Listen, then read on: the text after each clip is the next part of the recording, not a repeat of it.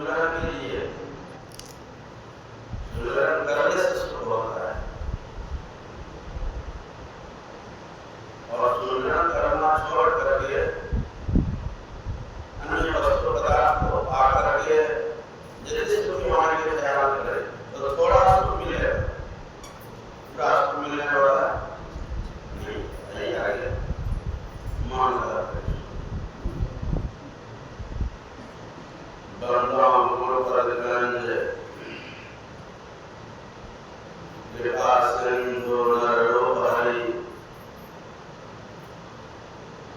महामोहतम कुंज जासुवचन रवि करनी कर। प्यारे लोगों, कबीर साहब ने कहा है सुमिरन से सुख होता है, सुमिरन से दुख जाए। कहे कबीर सुमिरन किए साईं माही समाए। राजा राणा राव रंग बड़ा जो सुमिरै नाम। कहे कबीर सोई पीव को जो सुमिरै है काम। नर नारी सब नरक है जब लग से सब नाम। कहे कबीर सोई पीव को जो सुमिरै है काम। सुमिरन से मन लाइए जैसे दीप प्रकंद। प्राण तले छिन एक में जरा कर्ण मोर अंग। सुमिरन से मन लाइए जैसे नाद कुरंग। कहे कबीर विसरै नहीं प्राण तले देश रंग। सुमिरन से मन लाइए जैसे पानी में प्राण तले पल भी जुड़े सब कबीर कर दी। और ये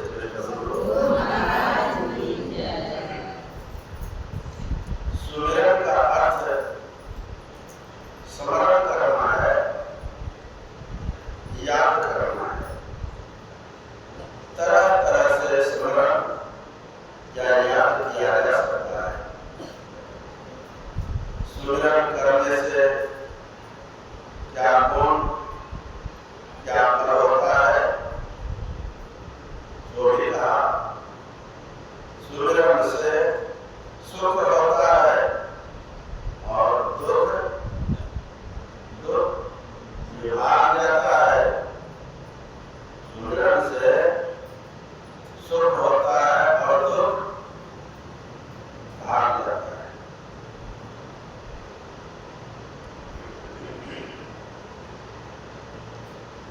अंत में परमात्मा भी मिल जाते हैं। राजा रंग वही हो, बड़ा वही है जो सुमिरन करता है। धन में बड़ा हो, प्रतिष्ठा में बड़ा हो, जाति में बड़ा हो, किंतु सुमिरन नहीं करता है तो परमार्थिक दृष्टि से वह बड़ा नहीं है। फल सहित होकर जो भजन करता है वह भी ठीक नहीं। जो निष्काम होकर भजन करता है वह परमात्मा को पाता है। जैसे घर से सब चीजों को निकाल देने से खाली जगह बच जाती है, उसी तरह हृदय से सभी फल आशा छोड़ देने पर हृदय में केवल ईश्वर रह जाएंगे। सांसारिक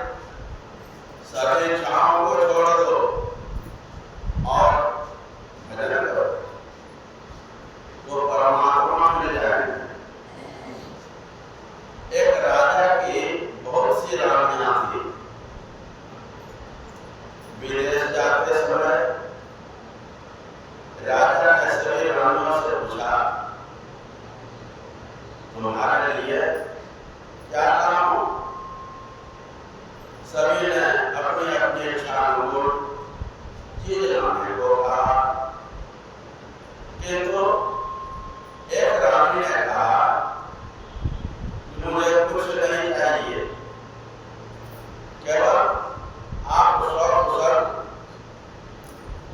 कुशल पूर्वक मेरे पास आ जाइए।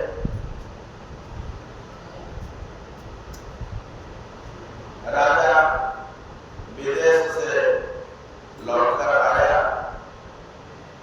तो सब रानियों को उनकी मांग के अनुकूल चीजें दे दी और आप स्वयं उस रानी के पास चला गया, इस रानी के पास जिसने कुछ भी सांसारिक वस्तु पदार्थ की मांग नहीं की।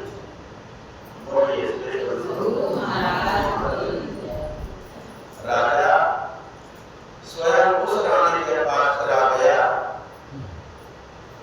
जिसने कुछ मांग नहीं की। अब सोचिए, जिसका राज्य अपना हो गया उसको क्या कमी रही, सभी खजाना उसी का हो गया। इसी प्रकार परमात्मा जिसके हो जाएंगे उसको किसी चीज की कमी नहीं रहेगी।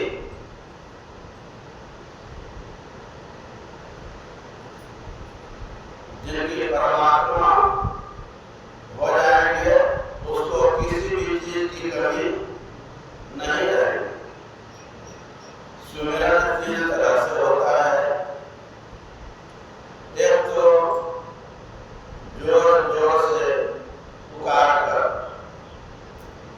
दूसरा धीरे धीरे बोल कर, जिसमें केवल होठ हिलते हैं, और तीसरा है जिसमें मन ही मन जपते हैं। मन ही मन जप करने से मन की स्थिरता आती है। नाम जपत स्थिर भया, ज्ञान कथक भया नींद, सुरत शब्द एके भया, जल्दी भया नींद। लोग मुंह से मिष्ट वचन, अश्लील वचन और कटु वचन बोलते हैं। लोग मुंह से मिष्ट वचन झूठ बोलते हैं, अश्लील जो नहीं सुहाता है कटु वचन बोलते हैं। किंतु ईश्वर का नाम करने के लिए एकाग्रमन होना चाहिए। बाहर का क्या चीज लाइए, अंतर जपिए नाम, कहा मौला खलक से बड़ा धनी से नाम जपत दरिद्र भला, टोटी घर की छान, कंचन मंदिर जाए जनपुर भक्ति न जान।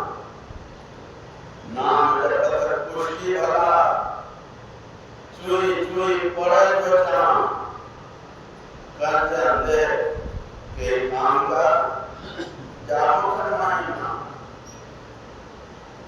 ईश्वर के गुण का वर्णन करते करते जपने वाला उस रंग में रंग जाता है।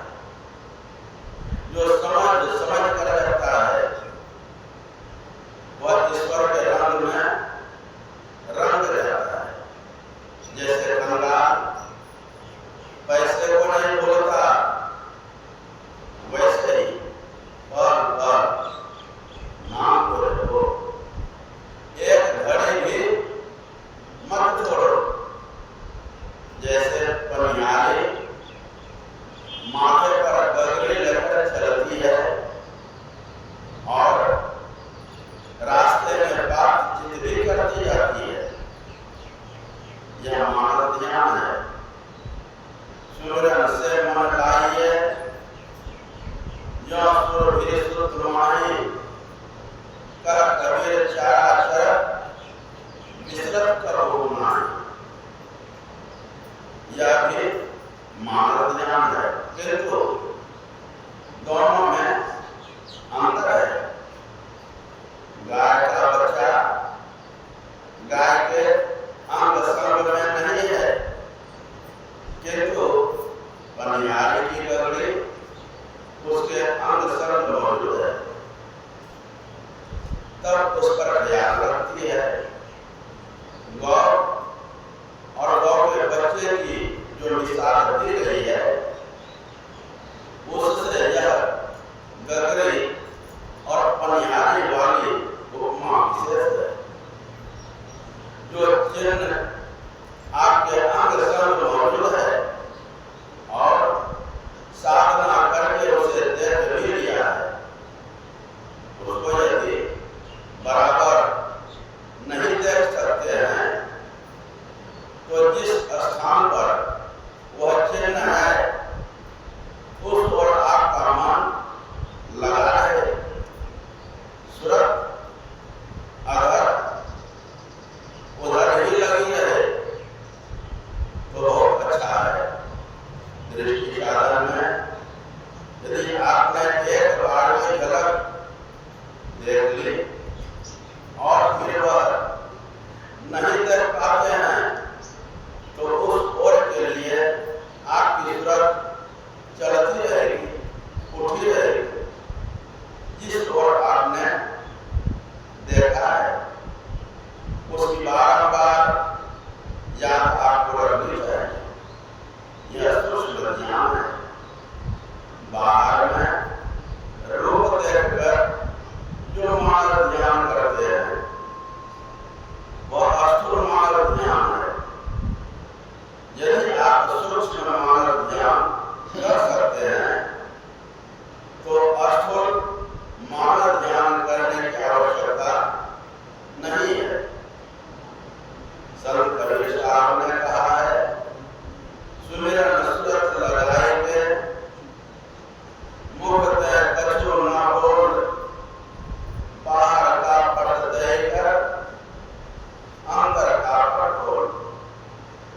ब्रह्म ज्योतियों को देखने से और अनहद ध्वनियों को सुनने से बाहर की कोई चीज याद नहीं आती, केवल परमात्मा याद आता है। इससे परमात्मा का प्रत्यक्ष ज्ञान तो नहीं होता, किंतु उसकी वृत्ति ऊपर उठी हुई रहती है।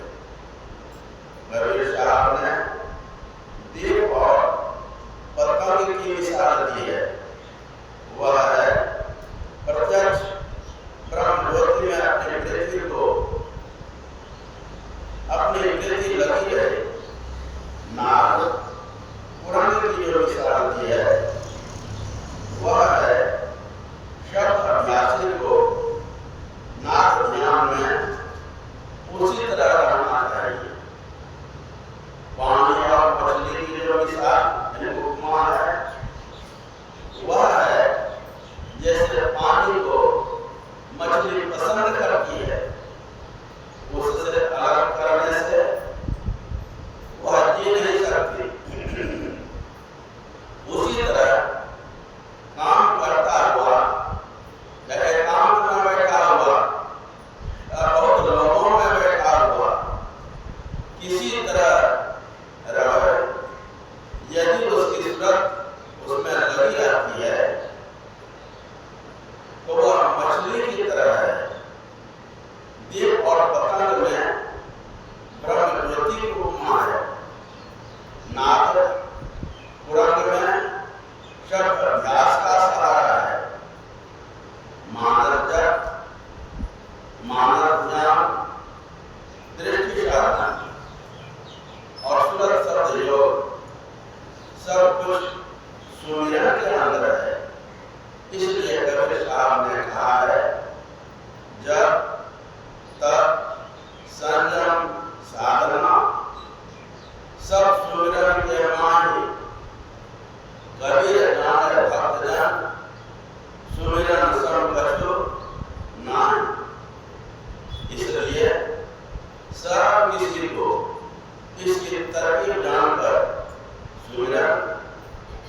करते रहना चाहिए।